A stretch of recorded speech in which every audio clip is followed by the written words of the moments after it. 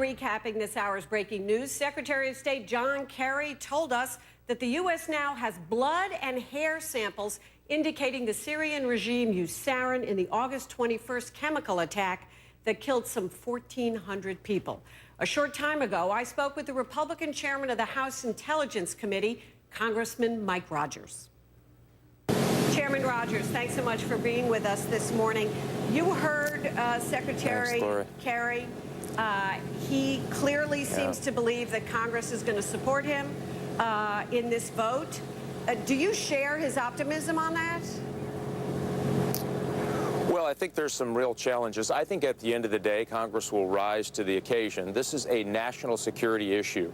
This isn't about, Barack Obama versus the Congress. This isn't about Republicans versus Democrats. This has a very important worldwide reach in this decision. And I think when members of Congress get the information about the sarin gas attack, and by the way, this is multiple attacks by now, and you look at the impact in the greater region of the Middle East and the fact that Iran, North Korea, other adversaries of the United States are looking at this decision, I think that Congress will rise to its Article I constitutional responsibilities to provide for the general defense of the United States. But it's going to take that healthy debate to get there. Now, you've seen the intelligence that no one else has seen, given the fact that you're chairman of the committee. Do you consider this a slam dunk, as John Kerry seems to? I think the evidence is convincing and getting better, candidly, now that the forensics have come in, the actual physical evidence, the physical samples determining that sarin gas was used.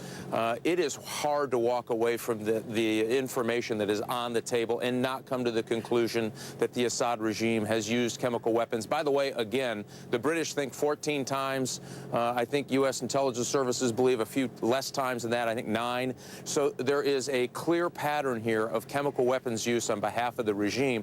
This one was the largest, the most lethal, the most deadly, and certainly the most public. And I think that's what has caused, I think, the world to react in a way that says, hey, you've got to do something. You cannot allow a rogue nation that finds itself right now that is in the possession of a huge amount of chemical weapons use them with impunity. That's dangerous for certainly the Middle East, the Levant, and I argue the rest of the world. But are your colleagues more concerned about the intelligence, or in talking to them this week, they seem to believe that that Assad used chemical weapons, but aren't they more concerned about the mission itself and whether the mission would result in a quagmire or whether it would deter Assad?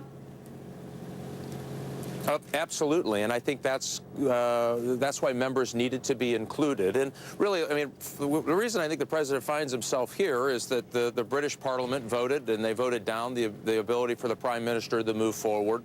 The UN, with China and Russia working against, I think, the best interests of the world at this point, causes some problems. And you couldn't have the president against the British and against the UN, and by the way, against Congress as well. I thought it was important to bring Congress into this decision. I really do. And I think as long as people understand the mission set, and remember, there's consequences for not doing anything as much as there are for doing something. Mr. Chairman, though, don't you think a lot of your colleagues believe that the president decided for a vote because he wanted a congressional buy-in to share responsibility?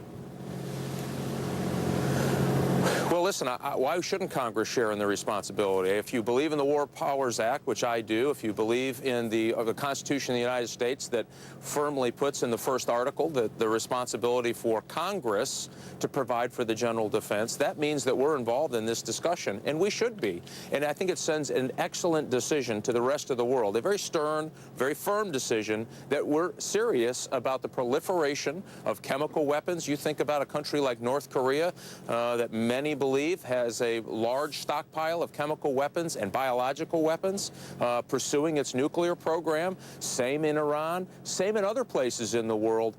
We better send a very clear message in a unified way that we're not going to tolerate proliferation of weapons of mass destruction, let alone their use.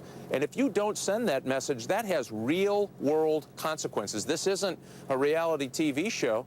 I mean, at the end of the day, something will actually happen. People will lose their lives. Nations will make a decision moving forward on chemical and biological weapons based on what we do here. And so, again, we cannot make this about the president versus Congress or him shuffling off responsibility. We can have all of those debates at another time. This is really about the credibility of the United States of America standing up for an anti-proliferation and use of chemical and biological weapons. It's that serious. Okay, Mr. Chairman, thank you so much for being with us this morning. Thank you. Thanks, Blair.